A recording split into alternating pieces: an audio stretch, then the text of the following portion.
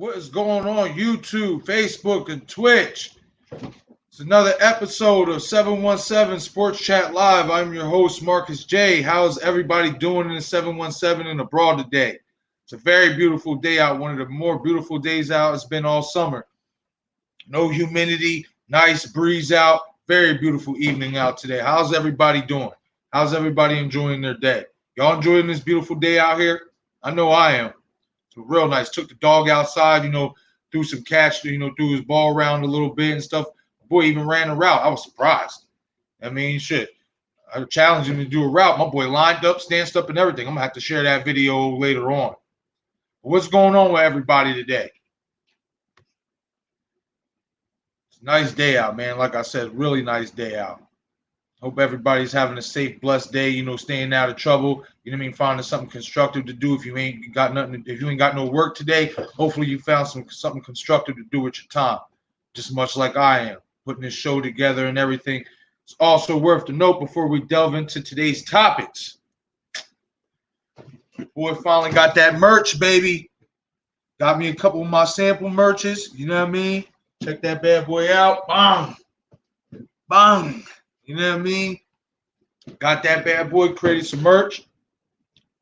Now, I haven't published my new merch store yet because I've been putting some other stuff together. I want to have a few items before I put it publicly, etc.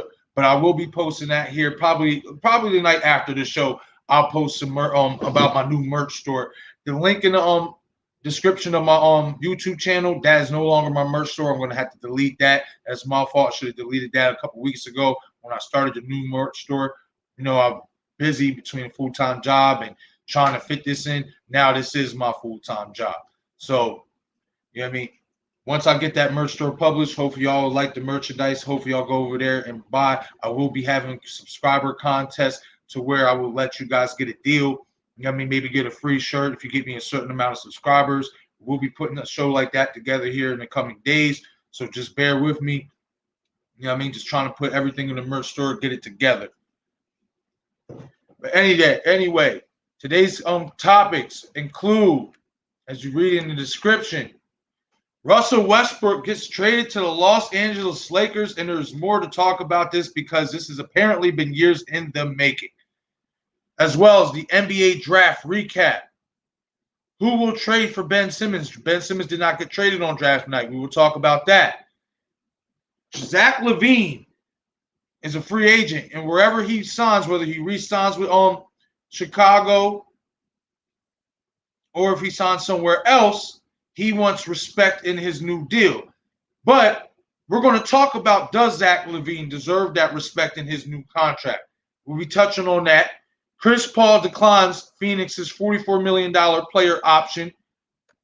Longer-term deal with Phoenix is in the works per sources, ESPN, Bleacher Report, etc. It's looking like they're looking towards a 3-year deal for Chris Paul, but he did decline the 1-year option. As well as, this is the bigger option decline. Kawhi Leonard has decided to decline his own Los Angeles Clippers $36 million option to play for next season and becomes a free agent. That's a very interesting topic. That, to me, is probably the most interesting topic of the day that I'm going to cover. As well as the Miami Heat are the front runners to land free agent Kyle Lowry. Well, he's an unrestricted free agent. If I'm not mistaken, the Raptors will have to trade for him. But the Heat are apparently front runners to sign him. As well as NFL news, how Aaron Rodgers deboed the Green Bay Packers and literally embarrassed them on national television. As well as getting in his way with other perks, and as well as getting Randall Cobb back on the Green Bay roster. Other NFL news, Xavier Howard requested trade from the Miami Dolphins, their all-pro cornerback. It's another big topic we're going to discuss. As well as things are not going well for the Dolphins. We're going to cover the Vikings and the Dolphins, multiple Vikings and Dolphins players test positive for COVID. So things are just not looking well for the Miami Dolphins. And as well as Carson Wentz, as the news broke earlier, breaking news of the day, Carson Wentz, Indianapolis Colts quarterback, is sidelined for 5 to 12 weeks with a broken bone in his foot, leaving the Colts scrambling once again for a starting quarterback. We're going to touch on that. And the last topic we're going to touch on for the day is the Cowboys quarterback, Dak Prescott, Is his shoulder injury worse than what we expect and what they're leading on to? And is Dallas already regretting signing him to that big money contract? Excuse me. Those are all the topics we're going to touch on for today. But you're watching this video, hit that like and subscribe button. The support is greatly appreciated.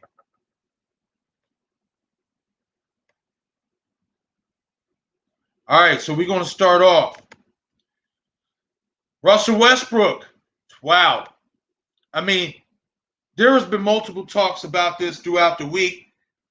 There was multiple talks about the Lakers making a move for Westbrook, DeMar DeRozan. You had multiple reports coming out about the Lakers making a move. This is the one I did not see look most likely happening because of the fit. See Russell Westbrook right there.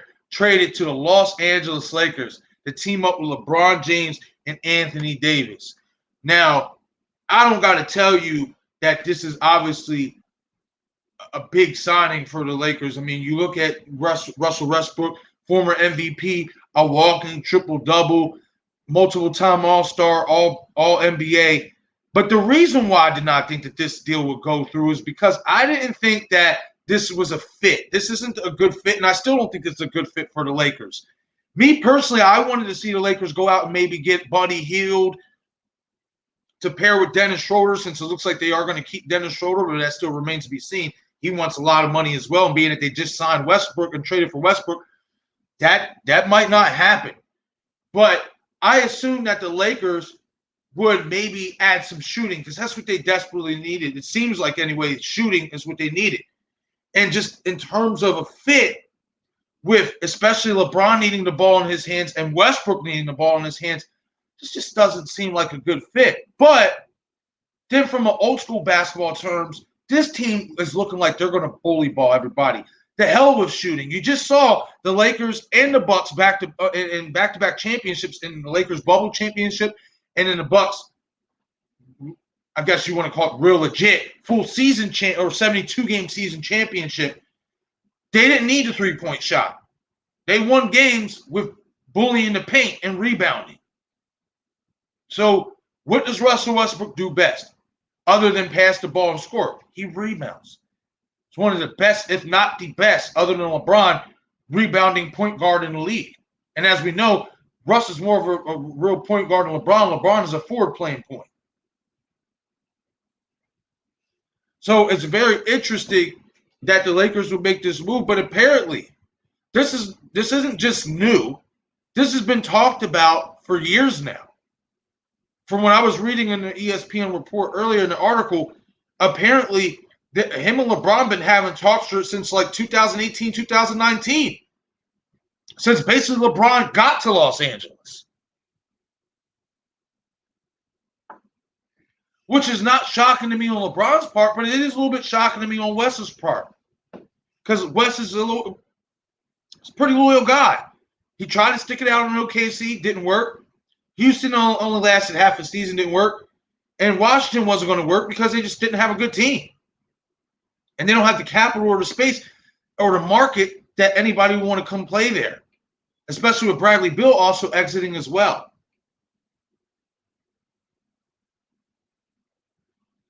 So it's very interesting that the Lakers would make this move. I don't see it as a fit. I don't. This could be a trade they live to regret. Also, because of Russell Westbrook's attitude. Russell Westbrook can be known to be a thick-headed person to play with. Now, if anybody can maybe change the narrative on that, it could be LeBron James. Maybe. Because guys, everywhere they go, no matter how big their ego is, I mean, look how big Kyrie Irving's ego is. And he put that to the side to win a championship with LeBron. So it's not far-fetched to say the same thing about Westbrook. LeBron could change, can harness that aggression and get him to be a lot more chill. We will see. But in terms of a fit, I don't like it. I don't like the fit at all. Neither one of them can shoot. I mean, let's look at the big three for the Los Angeles Lakers right now. Now this is the big three. You look at Russell Westbrook. He's a 31% three-point shooter. Anthony Davis, he's a center, but he tends to shoot a good bit of threes. He's a 30% three-point shooter. And LeBron, as we know, he could shoot a little bit better than those guys. Maybe he's like 33, 34%, but he's streaky at best. They are not known for their shooting prowess. They're known for driving the paint, causing fouls, and causing havoc at the rim. That they will be fantastic at doing. I have no doubt about that, especially barring injury, barring they all stay healthy, which is kind of, up in the air thing with Anthony Davis. He's had injury issues even since before coming to the Lakers. So it remains to be seen if this team will be healthy. But if this team can be healthy, and if they can add shooters, around what they already have to go with that power, they'll be right back in the finals. I'm not going to give them a clear-cut favorite to be in the finals because there's other teams that have better chemistry, that have, honestly, all-around better players. The Lakers only have, 6 guys on the roster right now? They have a lot of work to do. And they got to figure out what guys to put around this team. They need shooters. Now, and there's word out there they're trying to get DeMar DeRozan as well. I don't like that. That's another fit. He's not a shooter. Now, defensively, that works well. But for what you just got in Westbrook, you need a shooter. You need shooters. You do. So, me personally, I just feel like this was a bad move by Los Angeles. I do not think this was a good move at all. At all. Do not think this was a good move by the Lakers at all.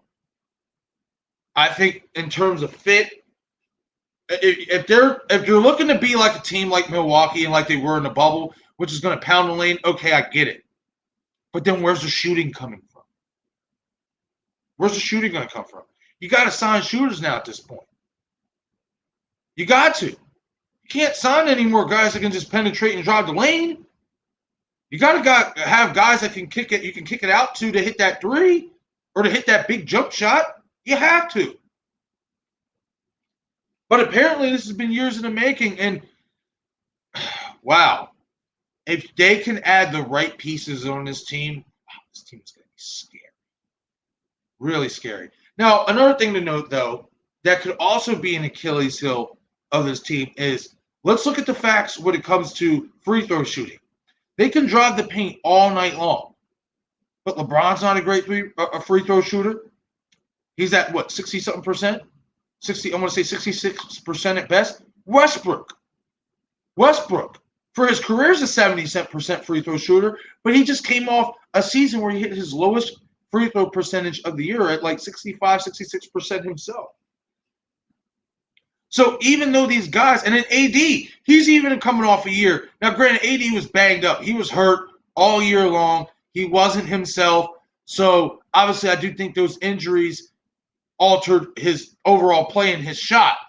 But even he's coming off a year where his free throw shooting isn't that great. And usually he's an 80+% free throw shooter. One of the better bigs of all time percentage-wise in shooting free throws. But when you talk about LeBron and Russ, not so much. They're not really good free throw shooters at all. At all. Not really good free throw shooters at all. So it remains to be seen, will all that crashing the paint pay off? If it won't, if you can't hit your free throws. So me personally, I just don't think this was a good move by the Lakers. I think fit-wise, it's not a fit. I think in terms of culture, it's not a fit because, like I said, Russ can be a hothead. And as we know, LeBron, everywhere he's going, has been pretty relaxed, pretty chill, pretty laid back. So I don't know how Russ's aggression, how his aggressive nature, and LeBron says, "Oh, I like a guy like that. I want a guy like that on his team." You say that. Be careful what you wish for, because he's not just aggressive as a player; he's aggressive as a person too. So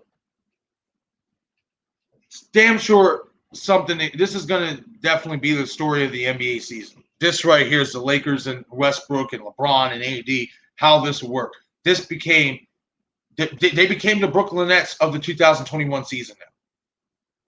what the Nets were in terms of topic, in terms of all the talk, that around the NBA world, the Lakers have just recaptured the top spot in terms of the spotlight.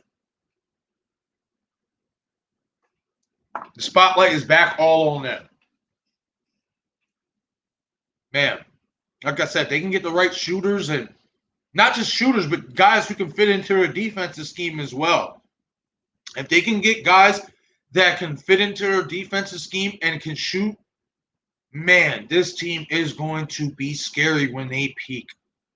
And it is going to be interesting how they've utilized both LeBron and Russ in terms of who's going to push the ball up the court. I think we're going to see a little bit of both. But I was watching, Undisputed earlier, and Skip and Shannon were out of the office today, and it was Jason McIntyre, LeVar Arrington, and Chris Bouchard talking on the show today, and Chris Bouchard made a valid point. I would want LeBron pushing the ball up the court still most of the time, 75% of the time. I want LeBron pushing the ball up the court because he's a better decision maker than Russ is, and that's a fact. He's a better decision maker when it comes to running the offense. Now, if you want to have Russ, obviously run the second team offense, run the bench, when LeBron takes a rest, etc. That seems more like the route the Lakers should take. But in terms of them both being on the court, I'd still keep LeBron at the 1, and I'd kick Russ to the 2. Now, as Russ as a 2, you're not going to be expecting Russ to be a shooting 2, but you're going to be expecting Russ to be the guy that when LeBron does pass to him off the pick or the screen and roll, Russ is going to straight slash. He's going to straight go to the rim. That's it. He might pop the occasional. He does still shoot a good bit of threes, but he's not a good three-point shooter, which is why they have to do a better job now with whatever capital, whatever cap space they have. Maybe these guys will reconstruct their contracts to put more money back so that they can go get more better role players, etc. They're going to have to, though. They need shooters. They need depth. They have no depth. They are depleted at depth. But if they can get the right players around this team, around these three core players of Westbrook, LeBron, and AD, woo! We could be looking at the finals that everybody predicted this past year, and that's Los Angeles and Brooklyn. Because even though the Bucks did just win the championship, just like the Suns, they got a lot of breaks in the playoffs, especially with the Nets not being healthy, with Harden and Kyrie not being on the court. So, as of right now, in my opinion, as of right now, the Nets out of the East are the favorites to represent and go to the finals. Am I going to give the Lakers right now that anointment of coming out to the West? No, because they only have these three players. They really only have 6 players on roster. I have to see what they're going to do in terms of what players they sign to build around these 3 core players. And if I'm the Lakers from here on out, it's 3 in defense, 3 and D players. Because you need guys that can shoot, because now you have 3 guys that can just crash the lane. But they're not great shooters. So now you have to go nothing but shooters. You just have to. It's inevitable. Defense, players that can fit into your defensive scheme, and shooters. You have to. And with the amount of capital they have, and like I said, they're talking about trading for DeMar DeRozan. They're trying to get DeMar DeRozan. He don't fit neither. And not only that, he would have to take a drastic pay cut. Would he do that? I don't know. Maybe to win a championship, but man, even if he does sign, I still wouldn't want them coming out the West because there's still, to me, there's better teams in terms of overall all construction. So the Lakers got a lot of work to do. But this was a hell of a trade. It was talked about. Did I believe it was going to happen? No, because I just thought fit-wise, it's just like, nah, that's just not a good fit. They're just talking out of their ass. But they got the deal done, and it happened. Lakers sent Kyle Kuzma, KCP, and Kentavious Caldwell-Pope, and Montrezl Harrell over to the Wizards, and a draft pick, and their draft pick over to the Wizards to acquire Russ. So They got the deal done. This is what they're rolling with. Their new big three, Westbrook, LeBron, and AD. Now it's all about them putting the rest of the roster construction together and putting the right players around this team. And if they can do that, they'll be right back in the finals. I have no doubt about that. If they do it right, they'll be right back in the finals. Wow. I still can't believe this deal got done. Hit the comment section. Let me know what you guys think about this topic. Russell Westbrook getting traded to the Los Angeles Lakers. Do you think it's a good move for the Lakers? Do you think it's a bad move? Is it a good fit? Is it a bad fit? Me personally, you know my opinion. I think it's a bad fit, but I want to know your opinion. I want to know what you think about this deal. Do you think if the Lakers can get the right players around this core three, that they will be right back in the finals? Hit the comment section. Let me know what you guys think. And don't forget to hit that like and subscribe button as well. The support is greatly appreciated. But once again, Russell Westbrook got traded on draft night, on NBA draft night, to the Los Angeles Lakers in a 3-team and a player swap pick, a draft pick swap for Russell Westbrook to go to the Lakers. The Wizards got Kentavious Caldwell-Pope, Kyle Kuzma, and Montrezl Harrell. That's a hell of a deal. I mean, they didn't really give up much. They gave up role players for a superstar and a draft pick for a superstar. And the Lakers, as we know, have money. So, man, this is when you really think about it, it was a good deal to land a superstar. It's just in terms of fit, not feeling it. It's not feeling it at all. But hit the comment section. Let me know what you guys think about this topic. Russell Westbrook get traded to the Lakers. Is it a good move for the Lakers? Is it a bad move? I want to know your opinion. Hit the comment section.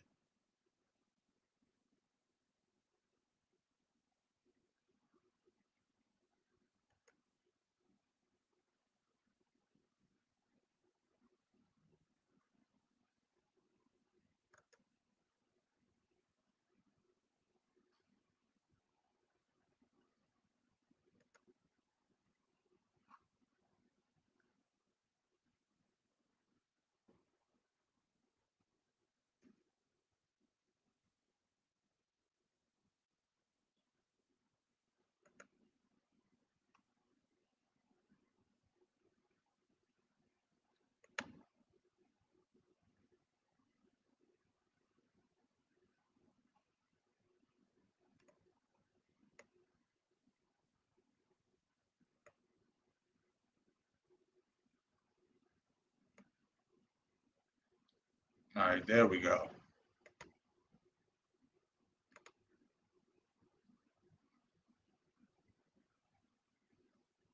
All right, share screen.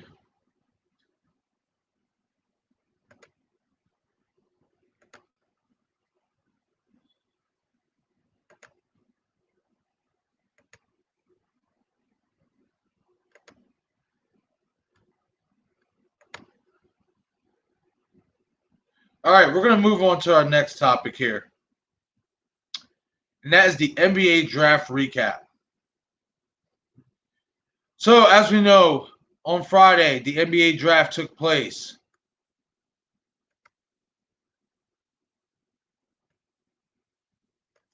The NBA draft took place, and as expected, the Detroit Pistons went number 1 overall. They chose Cade Cunningham, point guard out of Oklahoma State. If I'm not mistaken. Yes, Cade Cunningham. I mean, that was an expected move. His draft stock, obviously skyrocketed. He's a 6'8" point guard who can do just about everything.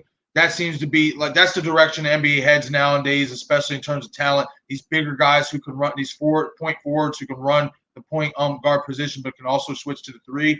So that was expected for them to make that pick. At number 2, the Houston Rockets selected Jalen Green, shooting guard. At number 3, Cavaliers, this is a really shocking pick from the Cavaliers. Evan Mobley at center, for the simple fact is they already have Jared Allen, but I'm expecting that Jared Allen isn't expected to sign back. I don't think he signed his tender yet that they've offered him his contract. So maybe that's why they drafted Evan Mobley as, a backup plan if Jared Allen doesn't re-sign. So that's why that pick really kind of shocked me. But Evan Mobley went number 3 to the Cleveland Cavaliers. At number 4, the Toronto Raptors drafted Scotty Barnes, and I really liked that move for the Raptors. And that signals to me that Pascal Siakam is on his way out. That's what that signals to me, is that they're looking to get rid of Pascal Siakam.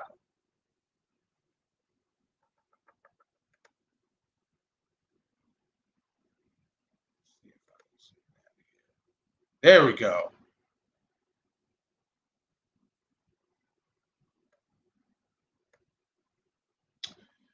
Okay, so like I said, at number 4, the Toronto Raptors drafted Scotty Barnes, and some people, that was a shock that Scotty Barnes leapfrogged Jalen Suggs, who was actually the next pick to the Orlando Magic. A lot of people were shocked at that, but me personally, I wasn't shocked about that. Kid is good. He's really, really talented, really, really talented. But they did not have him going in the top 5. They had him going later in the, between 6 through 10. When you look at it, he's, that's not too many picks ahead, but it does, he still went earlier than expected, which tells that the Raptors saw something in him that pops as maybe the next Kawhi for them. I really like him. Scotty Barnes out of Florida State. That kid is really, really good.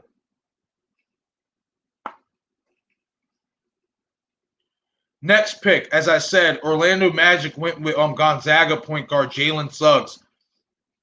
And they're getting a lot of backlash from that. A lot of insiders didn't like that pick. A lot of insiders, from what I've been reading, don't really think Jalen Suggs is going to transcend to the NBA level that well. But hey, a lot of them, including myself, who cover these sports and stuff like that, said the same thing about Trae Young. And look what happened with Trae Young. Kid's a stud. So, I mean, you can't count, especially shooters like Jalen Suggs, out, especially on a team like Orlando that is dying for that next superstar, that next Shaquille O'Neal type crossover appeal. You would think they would have had it in Nikola Vucevic, but they ended up trading him to Chicago, so apparently they didn't feel the same way. At number 6, Oklahoma City Thunder drafts shooting guard Josh Giddey. At number 7, the Golden State Warriors drafted Jonathan Kuminga, which is it's kind of a I want to say a good pick, but I don't know what they're going to do with him. It's going to be interesting to see what they're going to do with Kuminga. I don't know what they're going to do with that pick. They could end up using him as bait. They could end up sending him down to the G League. I mean, I was a little shocked at that pick. But it does kind of make sense, being that, Clay is just coming off an injury and they need some youthful talent. Andrew Wiggins isn't working out, so he's on his way out the door. So, in terms of skill position, I can see why they would make that pick. At number 8, the Magic had 2 picks in the top 10. Former Michigan forward Franz Wagner. I like that pick. I like Franz, but I see him and Jalen Suggs as guys, as pieces. I don't see these guys as foundational players who are going to make this team a powerhouse. They're young, so they have time to prove me wrong. I just don't see the Magic's picks as foundational picks. I see these guys as role players. I won't say role players, but guys that can start, that can give you quality minutes and quality, production, but not superstar production. But that's just my opinion. If there's any Magic fans watching, let me know what you guys think about your picks. Because me personally, I'm not a fan of them. I don't think they're foundational players. But hey, I could be wrong. Maybe you guys see something I don't. At number 10, the New Orleans Pelicans select. Missed a spot. Number 9, the Sacramento Kings draft Davion Mitchell, shooting guard. There's a lot of guards that went in the top 10. Davion Mitchell, shooting guard, went to the Sacramento Kings. And that's shocking for the Kings to make that pick because they just drafted Tyrese Halliburton last year, who's a shooting guard. Maybe this is why this team keeps picking in the lottery. They'll never be any good because they don't know what they're doing. I don't understand that. And Tyrese Halliburton is really, really good. Maybe, though, why they drafted this kid, there has been some rumblings about the Sixers possibly trying to trade for De'Aaron Fox. I don't think that's going to ever happen. But just the fact that there's been some talks, the Kings were entertaining it. Maybe they are trying to ship Fox somewhere. I personally don't think it'd be a good move for him. I think the kid's a stud. I think you need to build around him. But who knows? Maybe if they do get rid of Fox, you put Halliburton at the 1 and then this kid Mitchell at the 2. We'll see. We'll see how that situation plays out with Sacramento. But if you keep De'Aaron Fox, I think this was a bad pick in terms of skill position need because you have a really good shooting guard in Tyrese Halliburton. So, who's young and has a lot of upside himself. So, I don't know. Any Kings fans in viewing this right now or come across this video, let me know what you guys think about your pick. Because I'm not feeling it, especially in terms of skill position, because you guys didn't need a shooting guard. You guys needed, in my opinion, a strong power forward. You guys needed a 4. One could argue because they got Marvin Bagley, but I don't think he's the answer at the 4 for them. One could say, well, what about a center? I like Richaun Holmes. I think they should keep Richaun Holmes. I think he's earned his starting position. Ugh. Moving on to pick number 10. The New Orleans Pelicans selected Zaire Williams, a small forward. And why that's interesting is because there's been trade rumors about Brandon Ingram being traded. And Brandon Ingram plays the 3. So that's a very interesting draft pick by the Pelicans. That tells me they might be moving on from Brandon Ingram, which I think is stupid. But, I mean, you're going to get rid of a guy who's having his best years with you guys. He's averaging 20-plus, 23 points a game, 6 rebounds, 6 assists. Why would you get rid of a guy like that? It's teams like the Pelicans and the Kings that I don't know if these teams will ever be any good because it just seems like their front offices do not know how to manage a basketball team. So if there's any Pelicans fans out there watching this, let me know what you guys think about your pick. Do you guys think that the reason why the Pelicans drafted Zaire Williams, a small forward, because they are going to ship Brandon Ingram out of town? Hit the comment section. Let me know what you guys think.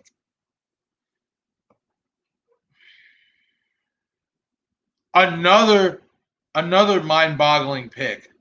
Man, this was a crazy draft, like they said. I didn't get to watch it because I was at work.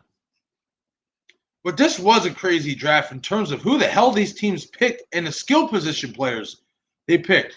So at pick number 11, the Charlotte Hornets drafted James Bouknight, and he's a point guard. Why would you draft him when you have LaMelo Ball at the point? They have so many guards. You have Devontae Graham. You have Terry Rozier. And you have LaMelo Ball. Now, granted, Terry Rozier has turned himself into a solid number 2. But Terry Rozier can run point too.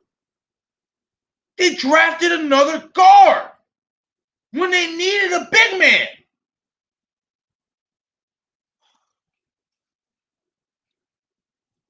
I'm not even a Hornets fan, and I'm beside myself with this pick.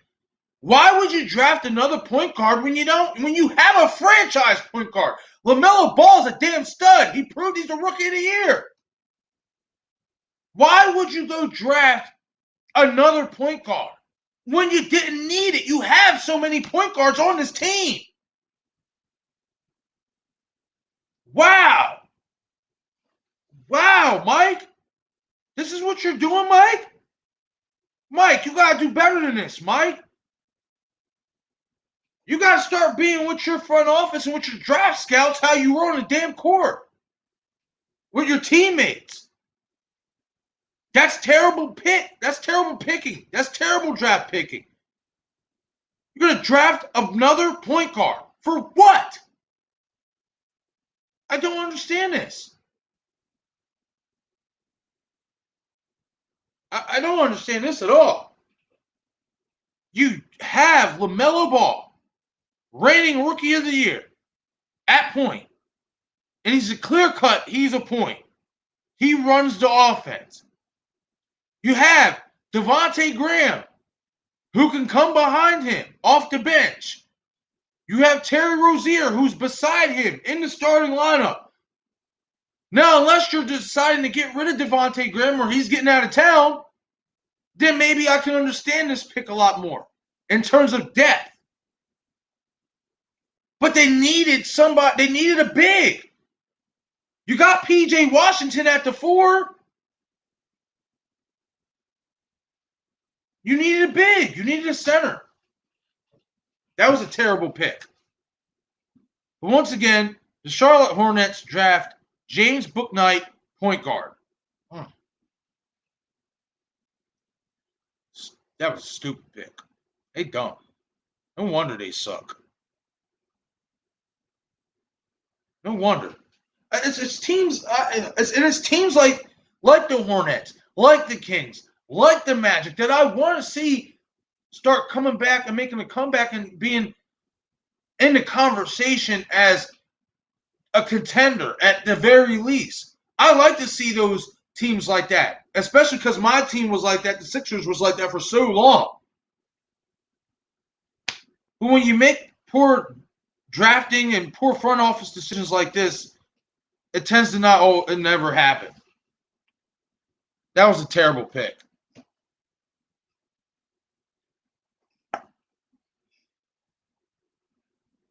Moving on.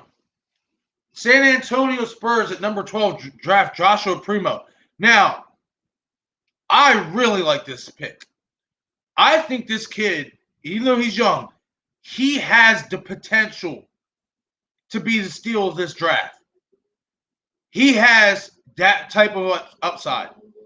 I looked into this kid. I looked up his highlights. I looked up his, and one could say, his stats don't pop out. He only averaged 8 points last year. It's not about the stats. It's about the upside. This guy has upside to be a superstar in this league. I love this pick for the Spurs. They're rebuilding. I love this pick. Joshua Primo's legit. I don't give a damn if he averaged 8 points a game last year. He didn't. He was working on limited time as well. Give this kid more time to play. He's going to be a name you'll remember. Joshua Primo. Pick number 12, first round for the San Antonio Spurs. Moving on, number 13. Indiana Pacers draft Chris Duarte, small forward. I'll be honest, I do not know much about him. I will have to look him up and see what he's about to make my judgment on that pick. Number 14, the Warriors, Moses Moody, shooting guard. It's very, very interesting. Adding more shooters to the depth. That doesn't surprise me, though. It's the Warriors. They're a shooting team. So, I like that because I did feel they were a little bit thin in terms of depth. So that's a nice little young depth piece they can add, especially with Clay coming back.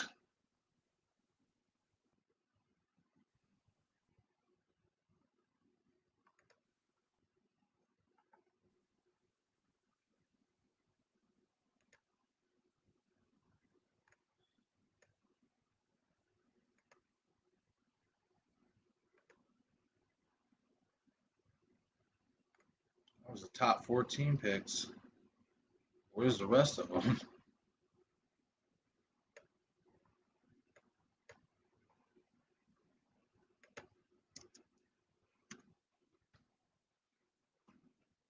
for some reason they only had the 14 picks. That's what? How you going to sit there and say the draft order and you're not showing the entire picks?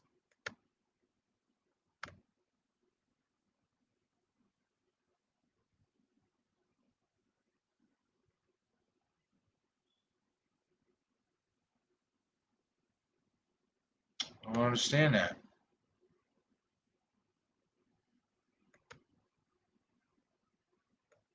Let's try ESPN. They have to have it on ESPN.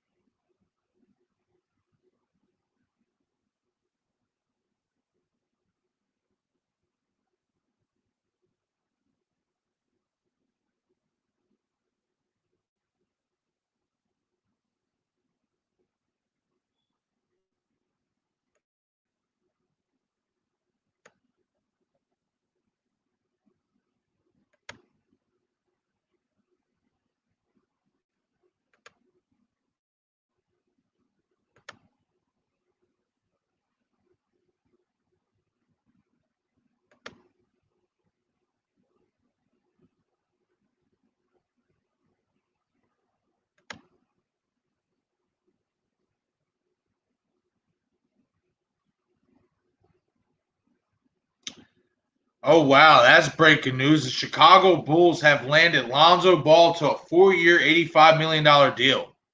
Wow, that's shocking. Did not expect him to go there of all places.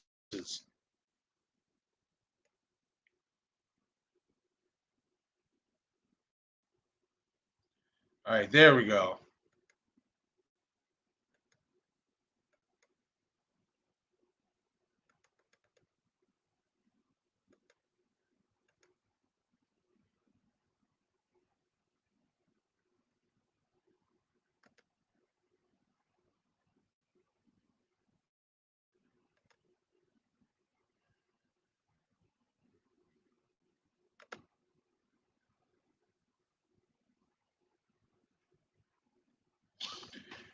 All right, so now we pick up where we left off. The remaining order of the draft. Washington selects C. Kispert from Gonzaga. Yeah, that reminds me of another Adam Morrison type pick where, Adam Morrison out of Gonzaga many years ago was projected to be this breakout, transcending player from Gonzaga. This kid has so many skills, so much potential, and he just didn't pan out. I could be wrong, but I kind of feel like that's one of these picks. This kid was really good in college, but not too many insiders feel like his game translate to the NBA, and I kind of feel the same from what I've seen of him. I could be wrong. Maybe it will translate, but we'll see. I don't know. I feel like that's an Adam Morrison type pick right there, where you think you're going to get something that has been so hyped, and then it's like it's not what you expected. Next pick is Thunder. The Oklahoma City Thunder choose center from Turkey, A. Sengun. Never heard of him. Have to look him up.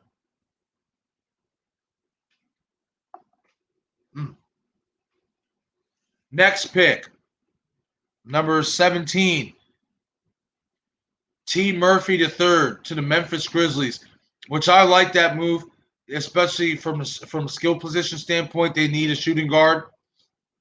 That team has a very good young core, and they just did trade Jonas Valanciunas for Steven Adams. And I think the reason why that move was made because I feel like they wanted to get more up tempo, a little bit more faster. Jan Valanciunas is kind of a heavier guy, kind of, I want to say slow, but he slows down the offense for them, and I feel like they want to be a little bit more in transition, a little bit quicker. So I like this move for them because I feel like they need a shooting guard.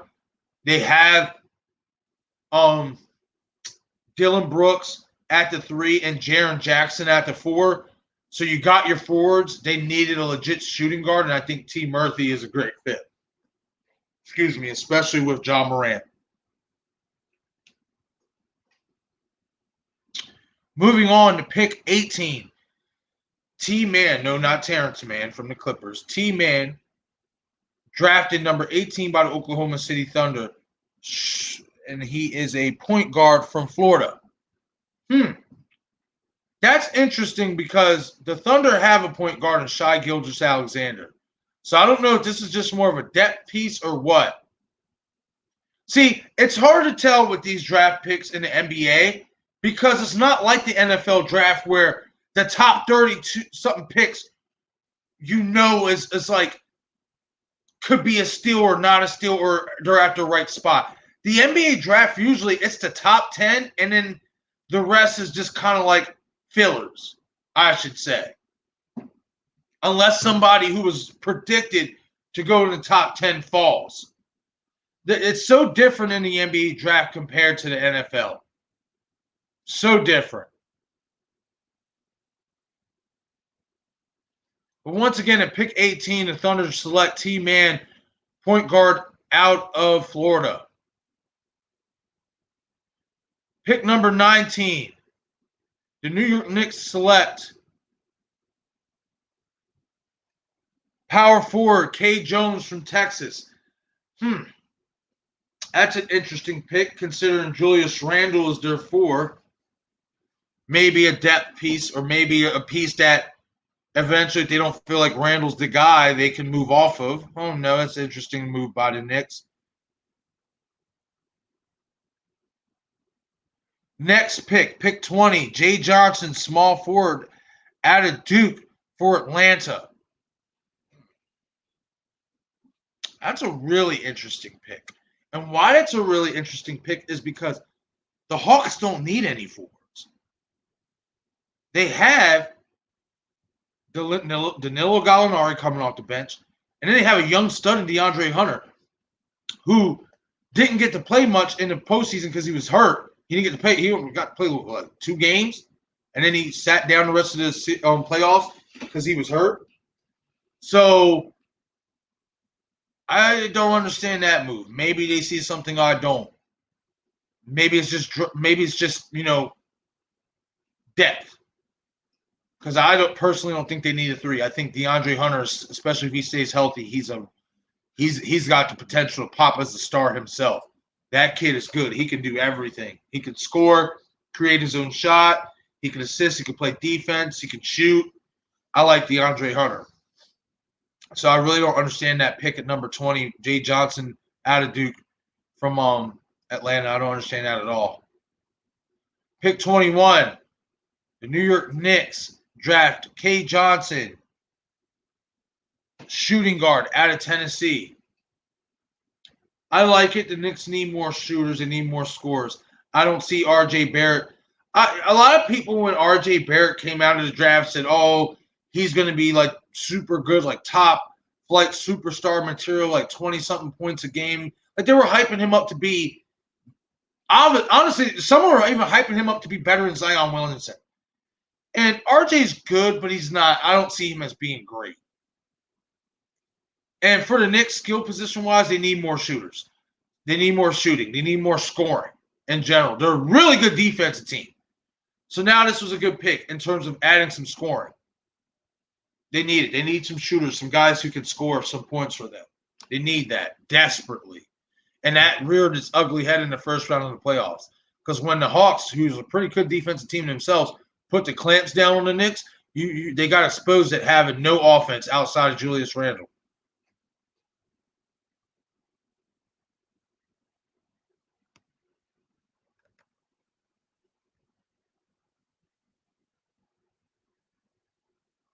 All right.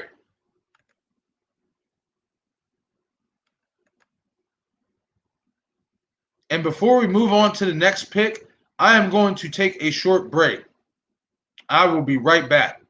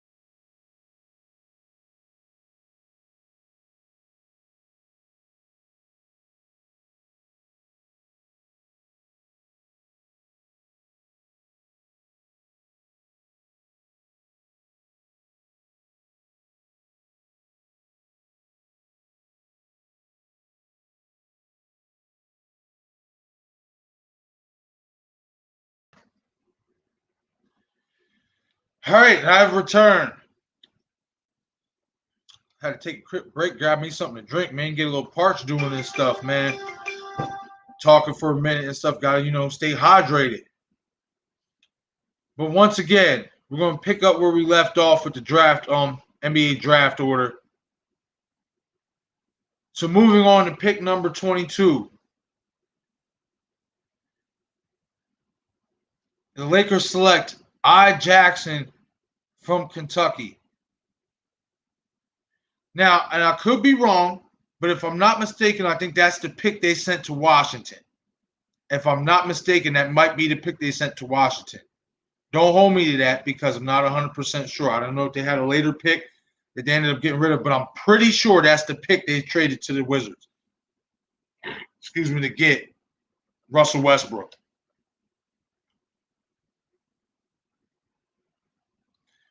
Moving on to pick number 23, the Houston Rockets select. They have back-to-back picks. So in picks number 23 and 24, respectively, the Houston Rockets select U. Garuba, power forward out of Spain, and Jay Christopher, shooting guard out of Arizona State. I like it. I think they needed that team is in a full rebuild mode. So we'll see how these plays out. But in terms of skill position, I like the moves, especially in terms of Christopher. For the simple fact is, I don't know if we don't know what's going to happen with Kevin Porter Jr. That kid is really talented, but he seems troubled. So he could end up getting himself into some trouble and getting off that team just like he did in Cleveland. So his situation remains to be seen. That's why I kind of think the Rockets didn't make that move to draft Jay Christopher out of Arizona State, add some depth, and keep that on the back burner. That if something were to happen with Kevin Porter Jr. Moving on, the Los Angeles Clippers selects Q Grimes, shooting guard out of Houston, which is interesting because with Kawhi, which we're going to talk about here in a little bit, with Kawhi Leonard opting out of his player option, that leads to wonder, will Paul George still be there as well? And if he does, that kind of tells me he might go to the 3 instead of playing the 2. I mean, because if I'm not mistaken, they probably going to have Reggie Jackson run point entering next season. So that's interesting that they would draft a shooting guard, but, maybe they need more shooting. Me personally, I don't think they did. I think they have enough, especially they saw enough in Terrence Mann. I like him. You know what I mean? So maybe this is just, like I said, the NBA draft isn't like the NFL draft where almost every pick means something.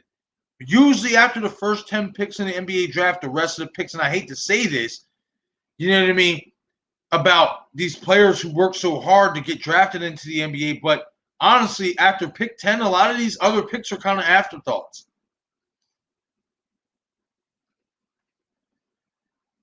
All right, moving on. The Nuggets at pick number 26 draft N. Highland, point guard out of VCU. And why that's interesting that the Nuggets would pick a point guard is because Jamal Murray is coming off an ACL injury. They honestly probably don't know when they're going to get him back. Fernando Campazzo showed that he's capable of stepping in there, but they were a little bit thin when Campazzo was out of the game. They were a little bit thin. They didn't have much depth at point guard. So I think, if anything, this is more of a depth move, a depth pick, which I like because if there was anything I said about the Nuggets in terms of depth, they need more guards. So they addressed that need.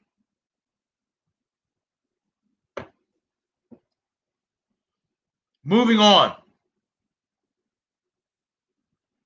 The Nets draft C. Thomas, shooting guard out of LSU.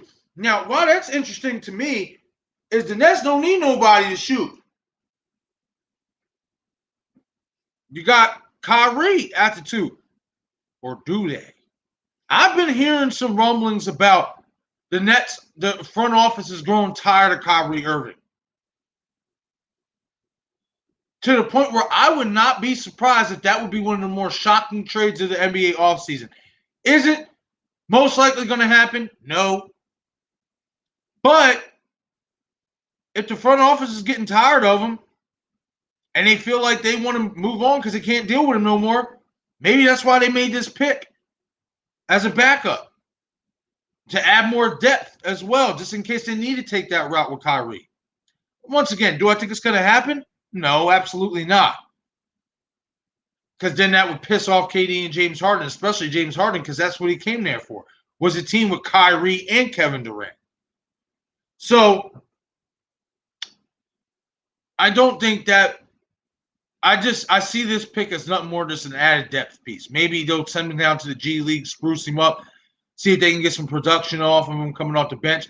Because that's one thing the Nets, I felt they needed coming off the bench is a little bit more depth at the guard position. So I feel like that was a need they addressed. The question is will this kid see playing time or will he go straight to the G League? Remains to be seen.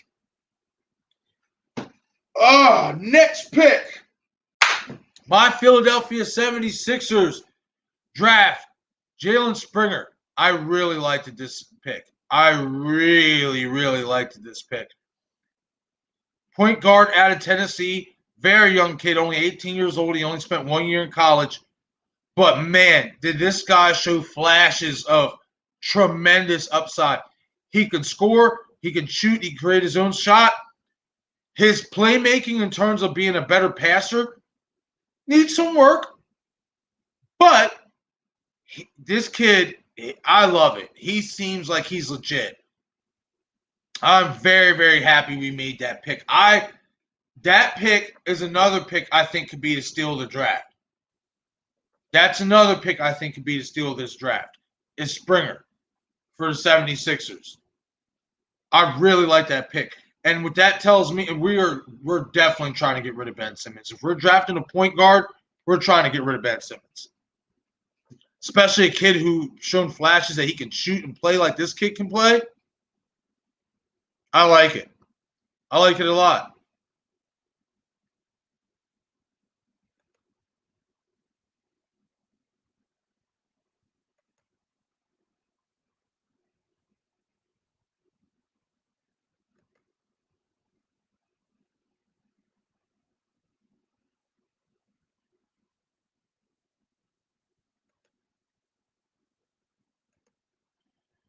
All right, and with the last few picks of this draft recap, the Phoenix Suns draft center from North Carolina, D. Sharp. Well, obviously, that's just a depth pick. They don't need a center. They have DeAndre Ayton as a center. But that is a smart pick in terms of depth because when Dario Saric got hurt, that left the Suns very, very thin with a backup for DeAndre Ayton. So I like that move in terms of a depth pick. And then last but certainly not least, Utah Jazz select S. Adama, power forward out of Loyola, Maryland. Now, this guy is getting a lot of buzz as he is the ultimate steal of the draft. And I looked this guy up. I can agree as well with that sentiment. It's him, Scotty Barnes, and my guy, Springer from Philly, that I have as my top 3 potential steals in this draft. Ayama from Loyola, Maryland, that kid is good. He's strong, and that's what the Jazz need. They need a legit power forward. They need a legit number 4 to pair with Rudy Gobert and to get some help down in the paint to where Gobert's not doing it all himself. So I really, really like that pick. That could be, like I said, that could be one of the steals of the draft or the ultimate steal. There's a lot of insiders saying that that was the steal of the draft. So that's going to be very interesting to see how that plays out in Utah with that young man at power forward. See if he can crack the starting lineup.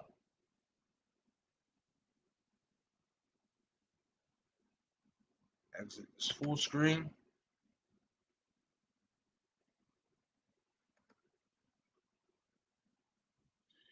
But there you have, folks, the NBA draft recap. Hit the comment section. Let me know what you guys think. If you liked what your team did in the draft, did you guys, whoever your team is, whether it's the 76ers, Lakers, etc. Well, as we know, the Lakers traded that number 22 pick to the Wizards. Keep that in mind. But out of all these draft picks, whoever your team is, let me know what you guys think. Do you guys like the move you guys made in terms of draft picking, or do you guys think that it was a bad move, bad draft for your team? Hit the comment section. Let me know what you guys think about the NBA draft this year and how your team fared.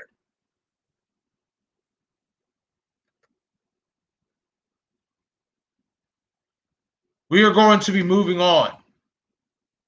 But before we touch on this subject, you see the shirt. Just got this bad boy in today, baby. You know what I mean? Had to order a couple samples so I can showcase it on the show. You know what I mean?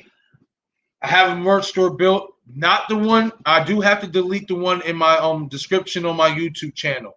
That is no longer my merch store. I'm no longer on Teesprings. I'm now on Printify.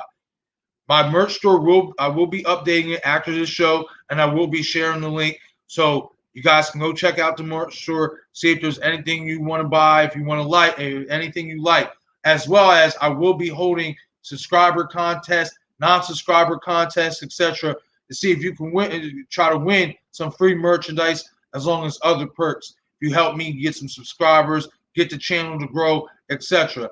I'll probably be having that contest, and probably about Wednesday. That's when I'm looking to hold that contest. But once again, we got merch, baby.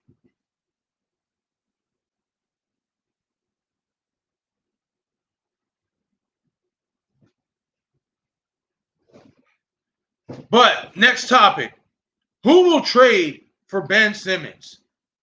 Oh, man, this has been a topic ever since my 76ers got bounced from the playoffs and sent back home to Philly. From what I've been reading and the offers that we are giving teams, see, I need a cigarette on this one because it's frustrating. But from what I've been hearing, I personally do not think we are really trying to trade Ben Simmons. And the reason I say this is because some of the demands and some of the offers that we give in teams like Golden State, like Indiana, we want 3 first. This was before the draft. We wanted 3 first-round picks, a superstar, an all-star caliber player. Essentially, to make the long story short, the 76ers wanted too much. They wanted too much for Ben Simmons. That's why all these teams that they did offer have been in talks to make a trade happen. They backed out. The Sixers want too much, which makes me beg the question, do we really want to trade Ben Simmons? I think we do. It's all about finding the right price for him. Now, I honestly think we maxed out, our bigger options in terms of how much we were asking for all those first-round picks. Obviously, the draft's over, so we can't get all those first-round picks unless it's future first-round picks.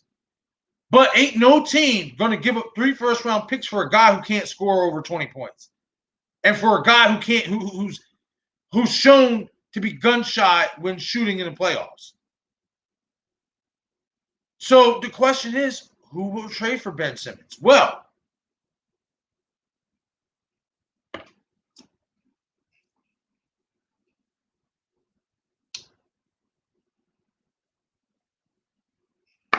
in my personal opinion, I think the team that best fits Ben Simmons is the Warriors.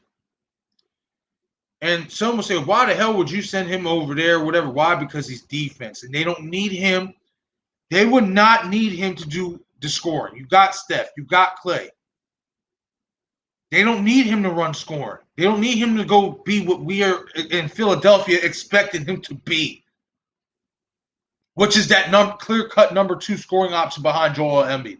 He's not going to be that. He's not going to be that. And he hasn't been that. However, in this system with Golden State, I can see him fitting in that. I can see him being an Andre Iguodala type player. You're not asked to do much. Just play your role. The question is will Golden State want to pay for that contract? And if they do, will they make him reconstruct his contract and make him take less money? Because I think that's the biggest Achilles heel in us getting rid of him is that contract, man. It's hefty. It's a hefty contract to pay for a guy who you are not sure of can shoot the ball. He can do everything else. He can pass, he can rebound, he can defend. An elite defender. But are you willing to pay 35 plus mil a year for a guy who can't put the ball in the hoop or who's scared to even try to? I don't know. Our options are bearing thin. But I think, to answer my own question, it will be the Warriors. In terms of fit, that's the best fit. That's my opinion on who will trade for Ben Simmons. I think it will be the Golden State Warriors. I just feel like in terms of fit, he don't have to do much. He don't have to be the scorer that Philly demands of him because you got Steph and Clay for that. He can be the guy, the cleanup guy, the facilitator, the rebounder. He can be their Rodman, just with a little bit more finesse.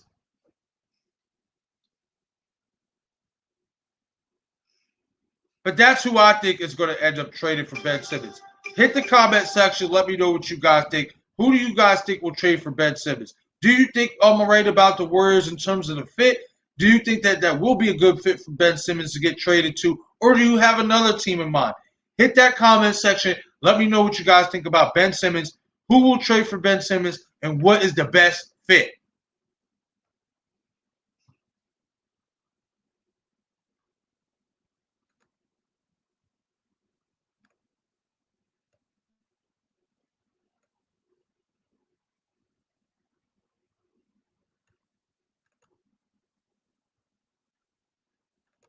Moving on to the next topic. Zach LaVine is a free agent, if I'm not mistaken. Yes, he's a free agent. Wants respect and new contract wherever he signs. But you see my caption. The question is, does Zach LaVine deserve to be paid like the top echelon players? Like the guys like LeBron, like the guys like Steph Curry. Does he deserve to be paid in that realm?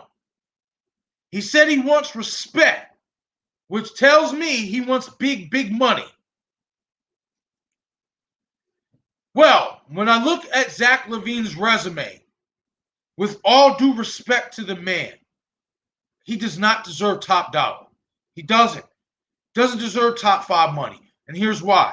The man ain't never been to no playoffs. He ain't never led no team to no playoffs. On top of that, he has an injury history. You combine all those three together, that does not spell big money contract worthy to me. You didn't get the Bulls to no playoffs when you were the guy. You didn't get Minnesota to the playoffs when you were the guy. Hell, they drafted Karl Anthony Towns to be the guy over you. They got Jimmy Butler to be the guy over you and traded you for Jimmy Butler.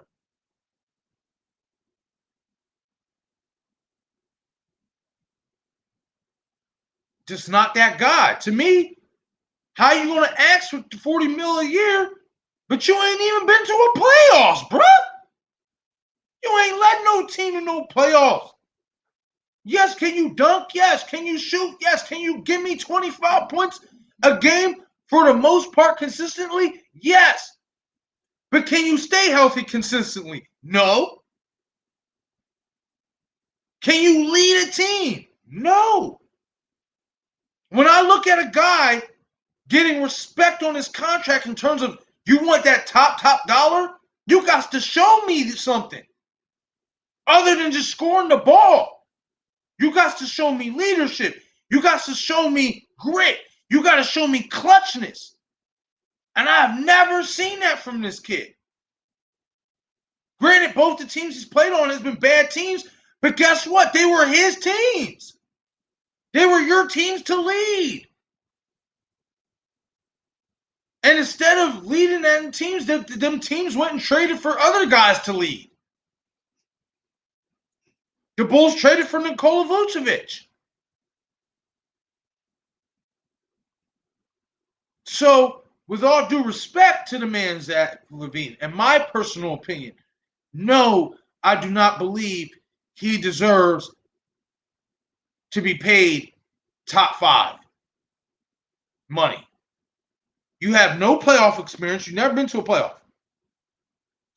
Not mistaken, the one year that Minnesota did make the playoffs, no, he was traded to the Bulls, if I'm not mistaken, by then. So you never made the playoffs. You not won a playoff game. You haven't been close. And you talking about, I want some respect wherever I go, bro. You a good number 2. You're not a number 1. I'll give you a good number 2 money. I'll give you 30 mil, 25, 30 mil. I'll give you that maybe. But in terms of 40 plus mil a year, like what Steph and those other guys are getting, no way, Jose. Not happening. Not going down like that. Especially with no playoff experience. You got to do more.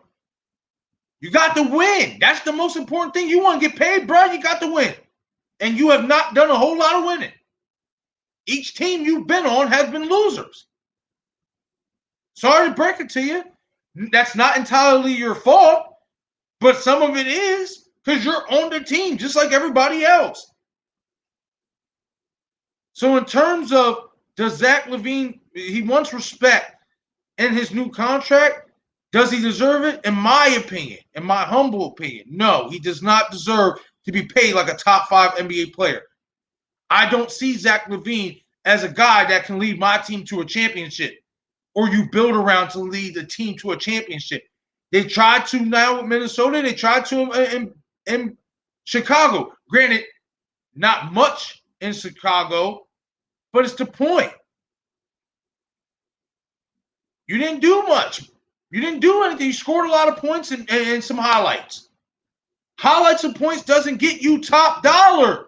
Winning does.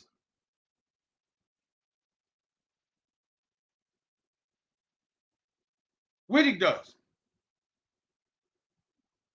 So in my humble opinion, no, Zach LaVine does not deserve to be paid like a top 5 NBA player. But that's my opinion. I want your opinion. Hit the comment section. Let me know what you guys think. When you do you agree with Zach LaVine that he deserves respect on his contract? Do you believe he should get paid top 5 money? Or do you agree with me that he doesn't? Based on the facts that he's never been to a playoff, he's never led a team to a playoff, has an injury history, can never stay healthy 100%, doesn't play a full season much. Hit the comment section. Let me know what you guys think about this topic. Do you guys think that Zach LaVine does deserve top dollar, or do you agree with me and think he doesn't deserve top 5 NBA money? Hit the comment section. I want to know what you guys think. As well as, don't forget to hit that like button and subscribe to the channel. The support is greatly appreciated. As well, and this is just optional, it's your choice. If you want to donate to the show, there goes the donation caption right there. Hashtag MJW62089. If you want to donate to the show and make a donation, the support and the love is greatly appreciated. You ask, what will donations go towards? Where we at, baby? Where we at? Donations will go towards buying equipment like this, the GoPro Hero 9. So I can be on the go, shoot videos on the go, etc. If you want to make a donation, there goes the donation tag. The donation tag is also on my description of my YouTube channel. It's right there in the top corner when you see the 717 picture on the channel. It's right there in the right-hand corner. It's Cash App donation link. You can click that link too, or you can just hit this cash tag MJW62089 if you want to make a donation.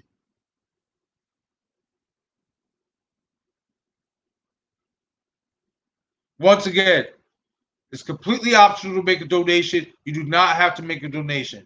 But if you want to, There goes the cash tag MJW62089. Any love, support, donation, click, like, subscribe is greatly appreciated. I am trying to make this show into something special, and I want this to blow up. I want this show to, be big. If you guys want to come in here and talk sports, if you guys like chatting it up about sports, I want you guys to come here. This is the place to be.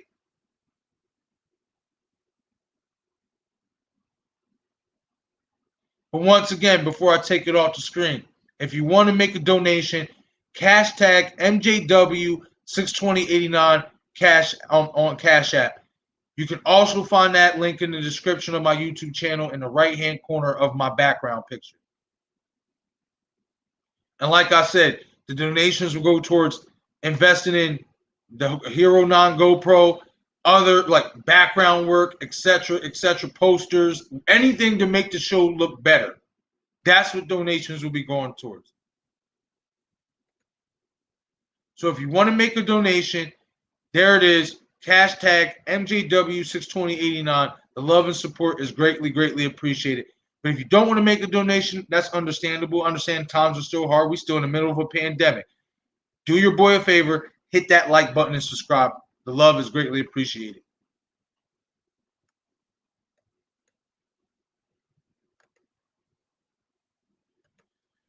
Moving on.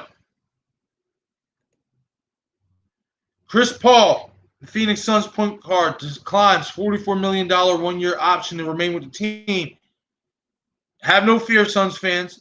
Reports are going around that Paul and the team is working on a longer extension, looking towards a 3-year deal, probably around that $40 million price range, $44 million price range, for each year. I mean, the man deserves it. He deserves it. He just took this young team to the NBA Finals. Now, granted,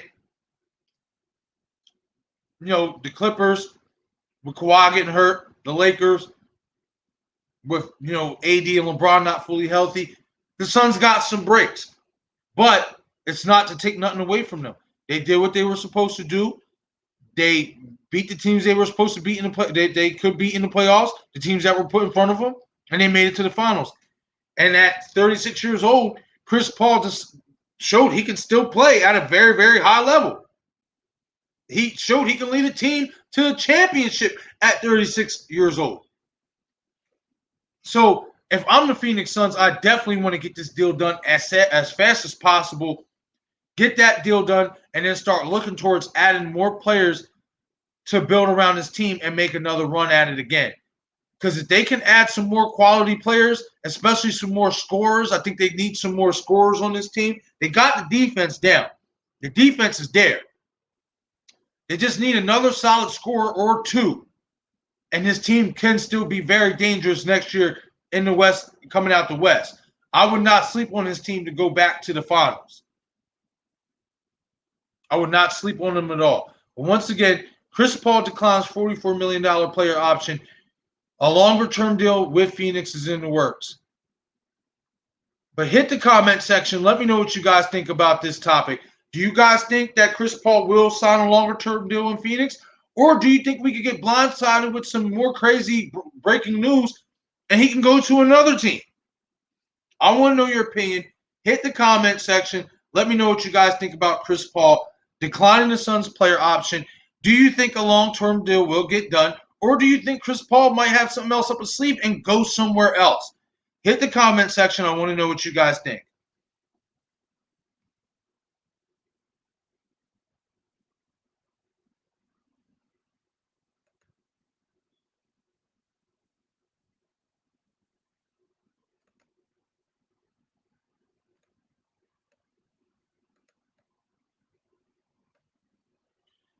Moving on to our next topic.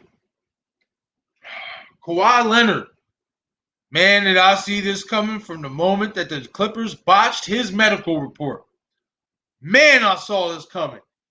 Kawhi Leonard declines the Los Angeles Clippers' $36 million player option to return for next season and becomes a free agent. Not a restricted free agent, a unrestricted free agent. Meaning, Kawhi can re-sign with the Clippers, or he can go anywhere his heart desires. Woo!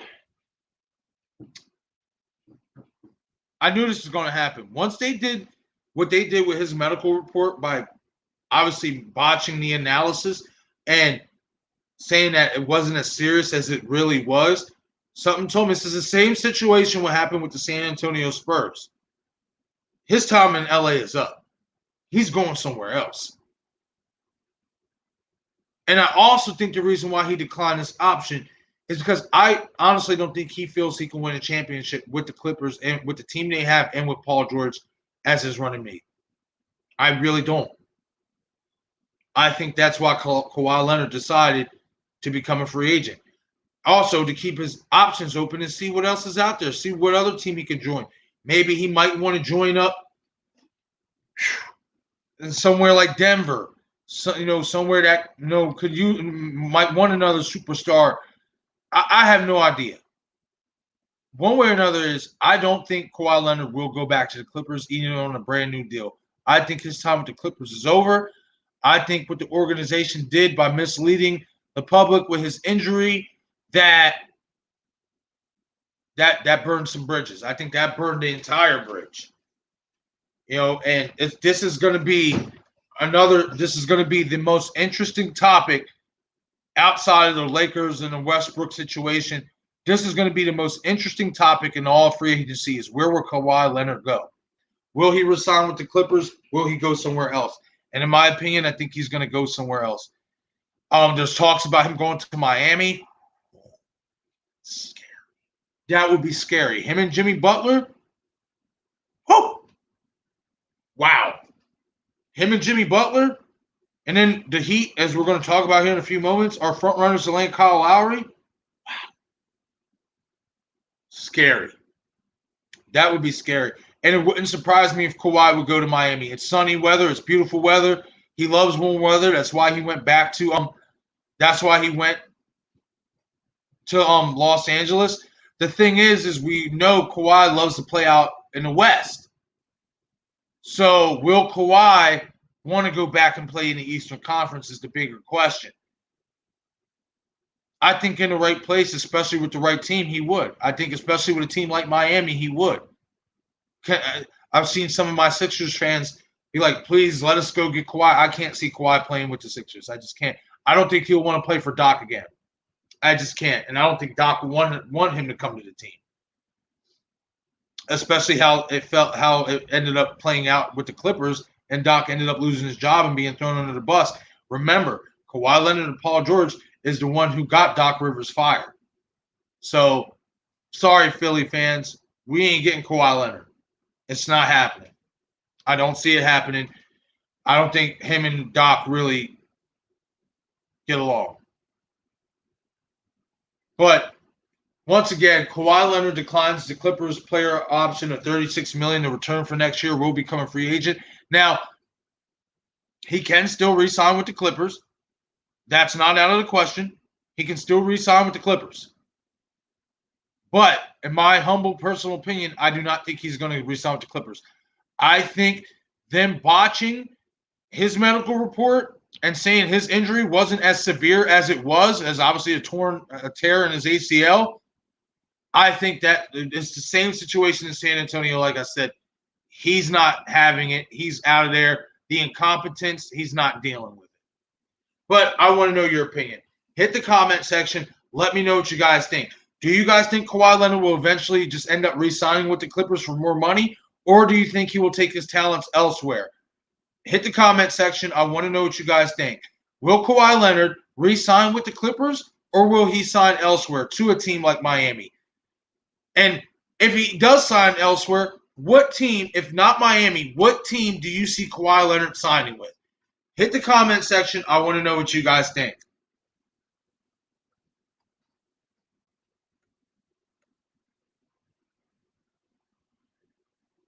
Moving on. The Miami Heat, as I just mentioned a couple moments ago, are front runners to land Kyle Lowry in free agency. Kyle Lowry, or sign it by sign and trade, if I'm not mistaken. Sign and trade. that means the Raptors would have to sign Kyle Lowry and then trade him to the Heat. Because if I'm not mistaken, Lowry's a restricted free agent. That's why he said a sign and trade would have to happen. But be that as it may, the Miami Heat are front runners to land Kyle Lowry, and I like the move because of the veteran leadership. He has championship pedigree. It's an upgrade at point guard from Goran Dragic. I like this if they make this move. I like it a lot. It also depends on what they are willing to give up for Kyle Lowry. Because if they're going to give up a couple first round picks to get him, I'm not too thrilled about that because he is 35 years old. Excuse me. And you don't know how much he has left in the tank. Can he still play? Absolutely. He showed he could still play. But does he have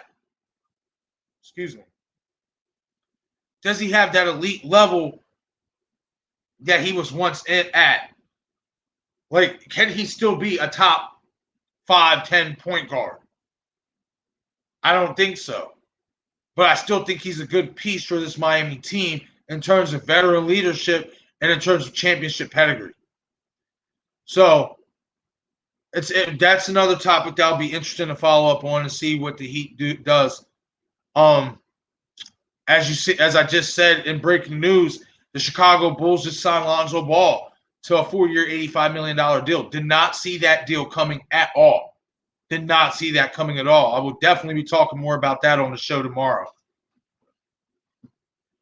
But once again, the Miami Heat are front runners for Kyle Lowry. Hit the comment section. Let me know what you guys think. Do you guys think that the Heat are the front runners for Kyle Lowry's services?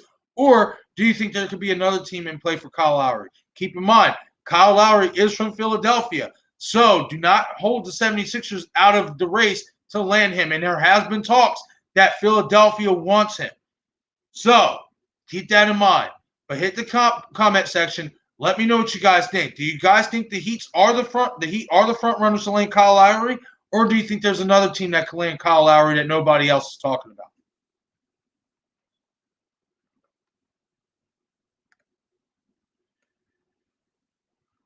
Moving on. Mr. Rogers. Mr.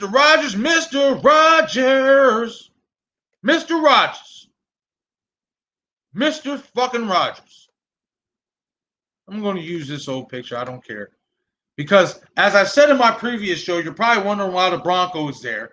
Well, it's because before Aaron Rodgers demoted the Packers into giving him whatever he wants in his new deal, there was a lot of speculation that the Denver Broncos were going to, if Rodgers didn't want to go back to Green Bay, we're going to make a trade for Aaron Rodgers. So that's why that Bronco is sitting next to Aaron Rodgers. But as we all know, in the last few days, that is not going to happen. Aaron Rodgers has re-signed a new deal with the Green Bay Packers, a restructured deal that basically gives him whatever he wants, including the Packers trading for Randall Cobb, getting him back from the Houston Texans. And what I mean by Rodgers debo's the Packers, I mean exactly what it means. He deboed them. He went in there swinging the big dick. Listen, and smacking everybody in the front office with it.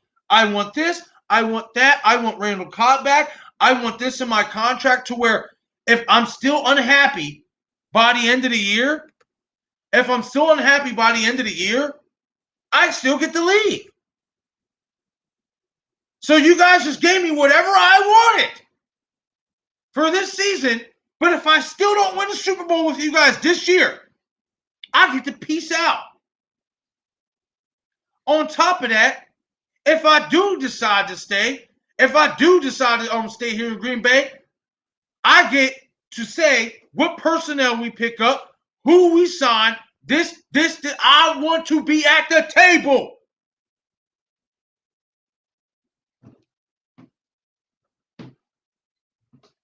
Swinging the big dick. That's what he did, y'all. He went in there swinging the big. Let me do that again. Swinging the big dick. Straight Devo them boys on national TV at that. He put all their dirty laundry on it. If you haven't seen it, look it up. Hell, I'll even add the link to the description after I'm done with this show, so you guys can view it if you haven't viewed it. Man went on national TV swinging a big dick all in the Packers front office face. I'm the man. I'm Aaron Rodgers.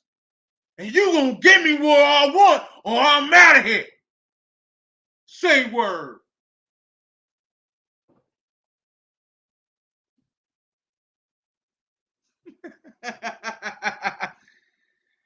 Man, I gotta give it to the man. He did it. He did what he's supposed to do. Listen, when you are the face of the franchise, there shouldn't be even no question. I said this the other day on the show. There should be no question. As the face of the franchise, you should be notified what moves are being made, what players you guys are getting, to see if it fits the team, to see if it fits the culture and the game plan of what this team wants to be. The Packers put themselves in this position, and they've embarrassed themselves. And Rodgers embarrassed them even more, and rightfully so. I am on his side with this. How this man win you a Super Bowl, keeps you in the contenders conversation year in and year out, just comes off of an MVP season. And you don't let him sit at the table to discuss what's going to happen and what personnel moves and what decisions are going to be made? Y'all done lost your rabbit ass mind. Y'all done found out the hard way. My boy came in there swinging that big dick. Not playing no games. And then to top it off, he gets Randall Cobb back. And one could say, oh, what's so great about Randall Cobb? Let me tell you something. Randall Cobb, and on other teams, in other systems, is a solid number 3 slot receiver at best. But for the Packers, being that he's already been there with Aaron Rodgers before, being they have that chemistry together, he's a clear-cut number 2 in Green Bay system. And he can still play, as he showed last year with Houston. He can still produce. Now, you done got Davante Adams, arguably the best wide receiver in football, and you got Randall Cobb back. That chemistry, that chemistry and that notoriety is going to help that offense so much. Because Cobb knows Aaron and Aaron knows Cobb. And now that takes so much pressure off of Davante Adams, because now you got to worry about Aaron throwing to not only Tanyan, you got to worry about him throwing to Cobb. This opens up the entire playbook for them. It really does. It really does. And if this was all it took, it's not like Randall Cobb is a young player. He's a veteran. But if this is all it took to make Aaron Rodgers happy, why the hell did you guys get rid of Randall Cobb in the first place? This is all it took. Plus a few other little tweaks and perks. This is all it took. Give me my guy back. Give me my veteran wide receiver back. Why the hell would you let Randall Cobb go in the first place? But I'm glad Aaron Rodgers did what he did. He deboed the Packers into giving him whatever he wants. Some Packers fans and NFL fans are like, oh my God, he's a diva. He's just, oh my God. No, fuck that, man. This guy's earned his right. He's earned his right. He is the quarterback in the face of that franchise. How do you not let him sit at the table to make decisions? Green Bay did it to yourself. Good job, Aaron. Good job. You did the right thing. You deboed those motherfuckers. Rolled up on them like, where my 40, homie? Where my 40, homie? You got my 40? I know you got my 40. And I know you got Cobb back for me too. Yeah. Yeah. That's what I'll talk about. That's my bite. Ah! That's my bite. Yeah. Straight Debo the shit out that organization. And to other players, I don't give a damn what any fans or whatever say, let that be a lesson. When you are the face of the franchise, swing the big dick. Show them that you deserve to be at the table too. Show them that you're the man. Like, look, hold on. I ain't say I want this guy. He don't fit this scheme. I want that guy. You the face of the franchise. Let your voice be heard. Kudos to Aaron Rodgers for pulling his strings and doing what a lot of players need to buck up and do and stop being scared of these front office motherfuckers and start speaking your mind. You the athlete, you're the player, you're the important piece. Without you, that organization, that team don't run. Without you, that team don't win. Without Aaron Rodgers, the Green Bay Packers doesn't win 3 football games. And that's the truth. Good job, Aaron. You did the right thing. Hit the comment section. Let me know what you guys think about Aaron Rodgers, Debo, and the Packers and getting Randall Cobb back. Do you guys like what he did to the Packers, or do you guys think what he did to the Packers was selfish? Hit the comment section. I want to know what you guys think. Do you agree with what Aaron Rodgers did? Do you disagree with how Aaron Rodgers went about this entire situation? Do you think he's being a diva about it? Or do you agree that more players in his position as the face of the franchise should have more say of who's being acquired and who's not being acquired? Hit the comment section. I want to know what you guys think about Aaron Rodgers, Debo, and the Packers, and then giving him everything he wants and then some, as well as Randall Cobb being back on the Packers. Is it a good thing for the Packers, or will it turn out to be a bad thing? Hit the comment section. I want to know what you guys think. Debo, them motherfuckers. We're my 40, homie. Yeah, that's my bike. My chain. My cheese egg. Yeah, Wisconsin is my state. Say something, homie.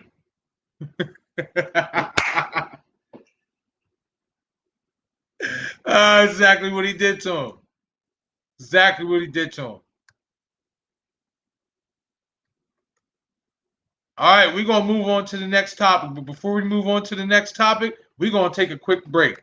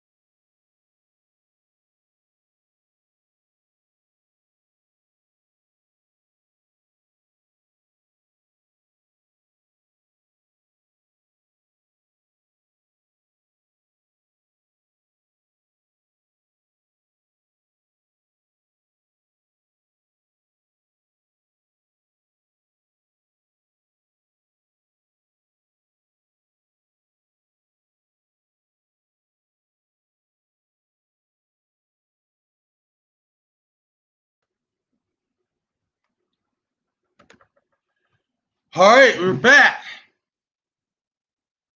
So we're going to move on to the next topic. Once again, hit that comment section. Let me know what you think about this last topic about Aaron Rodgers, his situation in Green Bay. Do you guys think he handles the situation the right way? Do you think that players in his position need more stroke and more talk at the table in terms of front office, in terms of acquiring players and not acquiring players? Or do you guys think he went about the situation the entirely wrong way? Hit the comment section. I want to know what you guys think. We're going to move on to the next topic. One of the bigger, more shocking news has come out of the NFL this past week.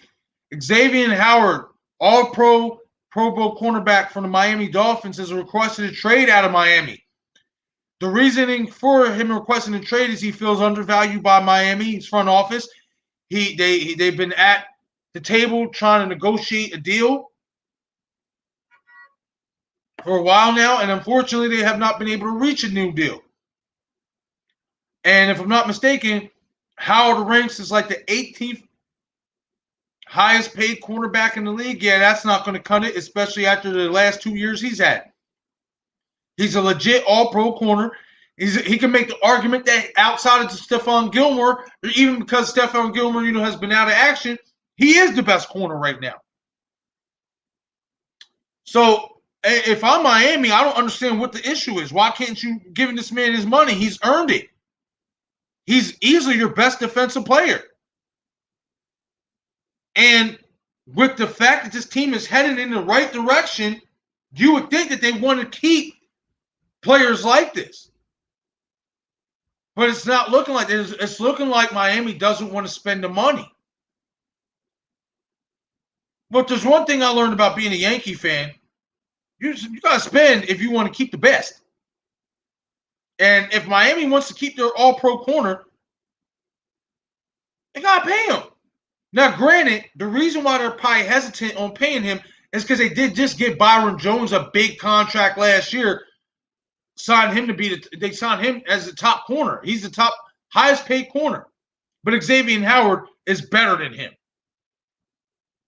So there's no doubt Xavier Howard should be the top corner over Bryce Jones. There's no doubt about that. Nobody will argue that. Nobody will argue that. Xavier Howard is better than Jones. Bar none.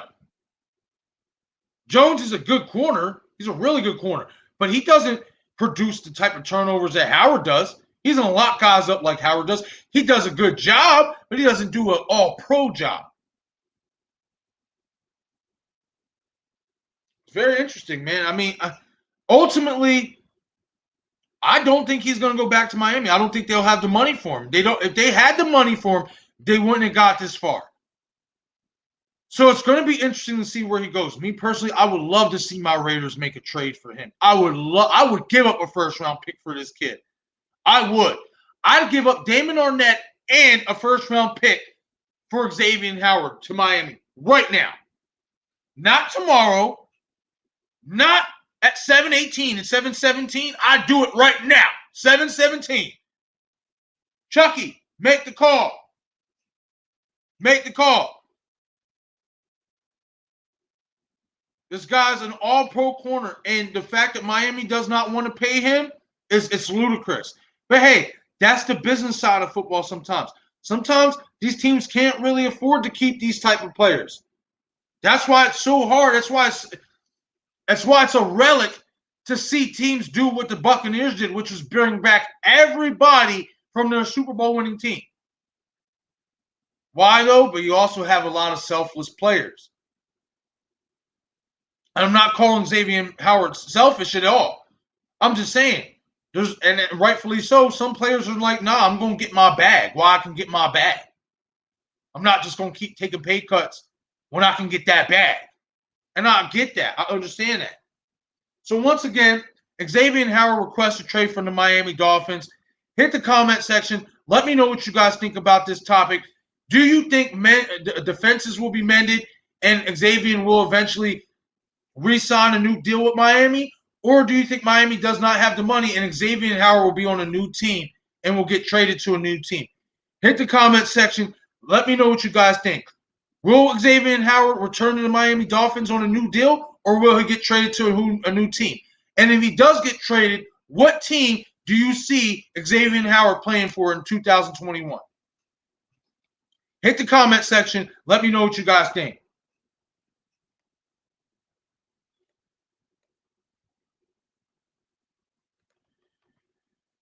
Moving on, we got 12 minutes left in this show, so we're going to zoom through these last three topics. Moving on, Vikings and Dolphins players test positive for COVID. Two notable names are Dolphins tight end Mike Gesicki and Vikings rookie quarterback Kellen Mond. Now, the third name on this list, it's not official if he has COVID, but Vikings starting quarterback Kirk Cousins. Their starting quarterback Kirk Cousins was in close contact with Kellen Mond, who is their rookie, now backup quarterback. So that's interesting to decipher here, because if Kirk Cousins, especially with preseason starting a few days away, I believe it starts Sunday night. If Kirk Cousins was in close contact with Kellen Mond, well, most likely Kirk Cousins, even if he doesn't have COVID, they're going to make him sit in protocol for probably a few days or to a week. That's interesting, because then that means the third string quarterback, which I have no idea who is for the Vikings at this time. I don't even know if they have a third string quarterback. They might have to go out and sign a third string quarterback, or they might just have to add depth. Now that means the third string quarterback will be taking reps with the first team. That's a big deal. Coming with preseason looming right around the corner. We don't know the severity of how bad Kellen Mond has COVID. We don't know if Kirk Cousins got COVID himself, being in close contact. There's a lot of questions still to be answered about this whole topic. But I just wanted to note this, that Kirk Cousins, starting quarterback for the Minnesota Vikings, was in close contact with rookie quarterback Kellen Mond, who did test positive. So we're definitely going to keep updates on the story. It's not been broken yet. The story has not been broken yet whether Kirk Cousins contracted COVID-19 yet or not. It's just been reported that he was in close contact with Kellen Mond, who does have COVID. So I will have an update for you guys when I look back into it later on, when I get more news on it. But hit the comment section. Let me know what you guys think about this, about these players contracting COVID. Look, guys, whether you believe in the vaccine or not, we're going to have to come to the reality that these players are going to have to come get vaccinated, even if they don't like it or not. Otherwise, there's going to be games that are going to be forfeited, and these guys are going to be paying crazy fines. Whether you guys agree with this stipulation or not, me personally, I know I don't want to see any forfeited games. I don't want to see teams lose games because of a vaccination. So hopefully these guys take the steps necessary to follow the rules, the COVID-19 restriction protocol rules that the NFL has put in place. These guys get vaccinated, and hopefully these guys still don't keep getting sick, so these guys can play a full, healthy season.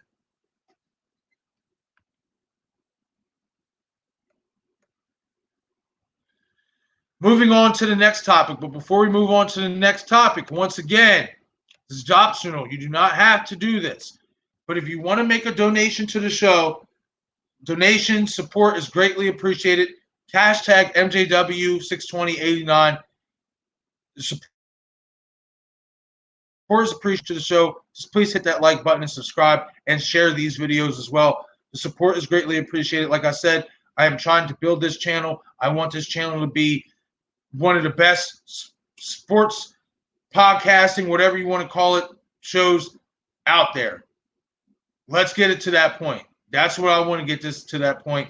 I'm trying to build this show up to be a powerhouse. But if you want to donate to the show, there goes the Cash app link. Hashtag MJW62089. You can also find that link in my YouTube description on the top right corner of the back end photo, on the background photo. But once again, if you want to make a donation, there goes the hashtag link, MJW62089. Donations will go towards cameras, Hero 9, GoPro. That's something I'm looking forward to getting, so I can take the show on the road. You know what I mean? If I want to do an outside show, or just do Q&As, walk up to people in the city or whatever, or wherever I'm at, ask questions, do Q&As, etc. Just be on the road, be on the go. You know what I mean? Add different layers and elements to the show.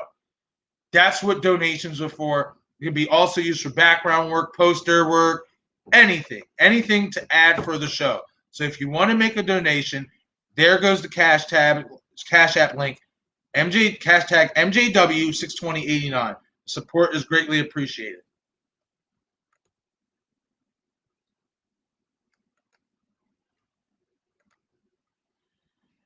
All right, we're going to move on. to one of the bigger stories of the day. News just broke earlier that Carson Wentz, Indianapolis Colts quarterback and former Philadelphia Eagles quarterback, is now sidelined for 5 to 12 weeks with a broken bone in his foot.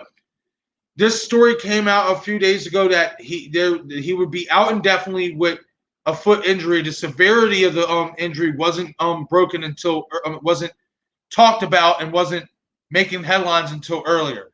So now we have the full headline. Carson Wentz is out 5 to 12 weeks, leaving the Colts scrambling for a quarterback to fill the void once again. We're looking at a month and a half to 3 months of Carson Wentz being out. And who's to say if he even can come back after that? This is a pretty severe foot injury. So, man, it's hey, listen, when this deal got made, when the Colts traded for Carson Wentz, I personally said it was a bad move because of the injury history. He cannot stay healthy. And here we are. Not even into the season yet. And he's already hurt in practice. Man, bad. That sucks for Indianapolis Colts fans. I feel for you guys. But once again, Carson Wentz out 5 to 12 weeks with a broken bone in his foot, leaving the Colts scrambling for the quarterback. So hit the comment section. Let me know what you guys think. Do you guys now think with this injury, this was a bad trade by the Indianapolis Colts to acquire Carson Wentz? Or do you still think it was a good trade? That obviously this is just a bump in the road and he's going to heal up and he's going to play good football. And as well as hit the comment section, who do you guys seeing the Colts getting at quarterback to replace Carson Wentz in the time being? There's rumors going out, possibly Nick Foles. Wow, how would that go over well in that locker room? Nick Foles is a potential candidate to be traded to the Colts, given his familiarity with Frank Reich. Also, Marcus Mariota, my backup quarterback for the Raiders, is in talks. And me personally, I think Marcus Mariota would be the better scheme fit, being that he's a mobile quarterback and the team and the Colts' whole scheme is built on running the football, especially with that offensive line and utilizing play action, which Marcus Mariota is a pretty good play action quarterback if you give him the offensive line and the players around him. So, once again, what I want you to do is hit the comment section. Let me know what you guys think. Do you guys think that this was a bad trade already by the Colts to acquire Carson Wentz because of his injury history? Will this be the norm in Indianapolis? Do you think they should regret acquiring Carson Wentz? Or do you guys think that this is still a good trade that when he does get healthy, he'll ball out? And as well as leave a comment about who do you think the Colts will acquire in the meantime to be their quarterback to replace Carson Wentz? Hit the comment section. I want to know your guys' opinion. All right, moving on to the last topic of the show. Is Dak Prescott's shoulder injury worse than expected? Is Dallas already regretting the new contract that they signed him to in the offseason?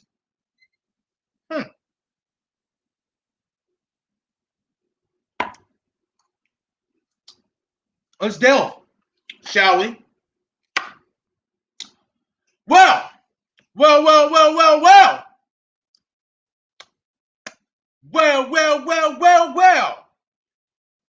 Dak Prescott is injured again. This time, let me explain this the right way. As you see, I wrote it down so I can say it correctly.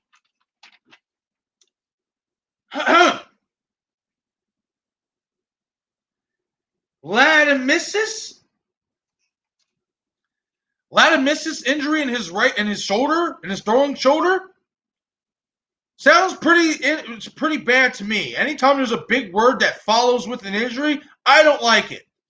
And I do think it's worse than what the Cowboys are letting on. I do. Dak Prescott, as we know, hasn't been throwing the last few days because of his shoulder injury. And this isn't the first time he has had shoulder problems. People need to keep in mind that before that ankle injury he suffered last year, when he dislocated and turned his ankle the other way, the year before this, and the year before that, the previous 2 years, he was dealing with shoulder soreness and shoulder problems. Well, what do you know? It's the same exact shoulder. The same exact shoulder. Now, why I believe this is worse than expected is because I think there's been damage that has been there that he hasn't gotten fixed since the original damage took place 2-3 years ago. And it's kind of like the Stone Cold Steve Austin story, where when Owen Hart dropped him on his neck and it could have almost paralyzed him, Stone Cold didn't know that he was having bone spurs shoot up to where he needed a bone replacement in his neck. He needed neck surgery. And because he didn't know the severity of that damage, he kept wrestling for another 3 years before getting that taken care of. I see that as this type of situation with Dak Prescott. I think his shoulder has been damaged for the last 3 years, and he hasn't gotten it taken care of. It hasn't healed correctly, and I think now he's getting the worst of that previous injury. Because, like I said, the previous 2 years before he turned his ankle, he was dealing with shoulder soreness. What is he dealing with now? Severe shoulder soreness to where he can't even throw.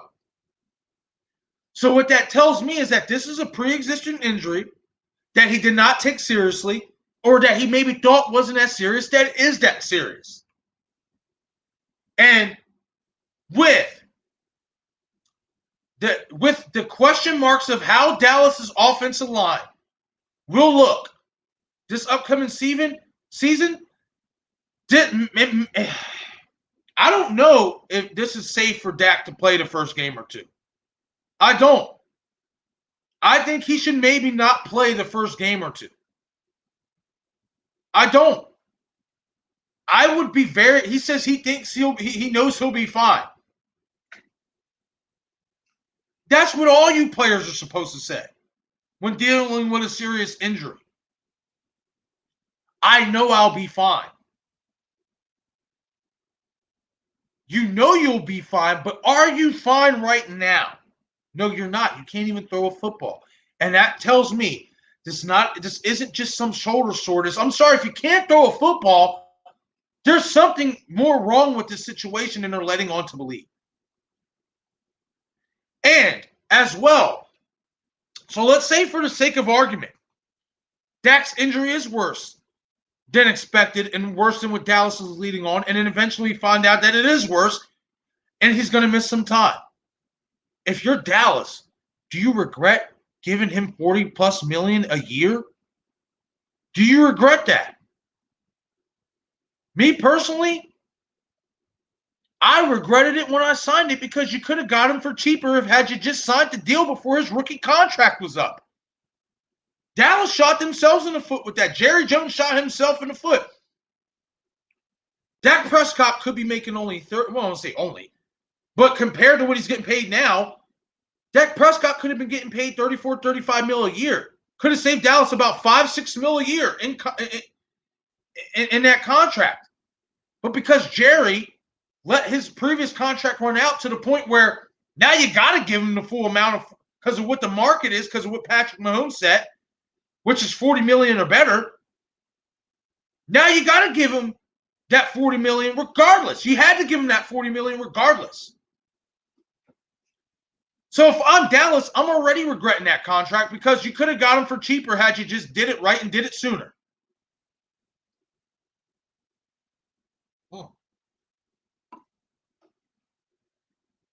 But that's my opinion. I want to know your opinion. Hit the comment section. Let me know what you guys think. Is Dak Prescott's shoulder injury is it worse than what Dallas is letting on to believe? Is it not? Do you think it's just a small, minor injury and he will be okay like he believes? Hit the comment section. I want to know what you guys think. Is Dak's shoulder injury worse than expected, or am I overreacting, and will Dak Prescott be ready for the season, ready to go, throwing full force? Hit the comment section. I want to know what you guys think. As well, if Dak Prescott's shoulder injury is worse, if it's worse than when it's being led on to originally believe, and we find out it's worse to the point he might miss some time. If you're Dallas, do you regret signing him to that contract, being that he's just coming off that leg injury as well? Hit the comment section. I want to know what you guys think.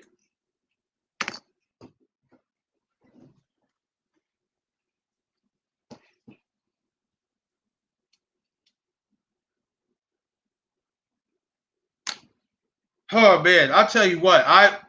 Like I said, they should have been got that deal done. They shot themselves in the foot, but me personally, I think this injury is worse than what they're saying and they're leading on to believe. And I think within the coming days, we're going to find out just how serious it is. But like I said, hit the comment section. Let me know what you guys think. Do you guys think Dak's injury is minor, or do you think it's worse than what it is being led on to believe?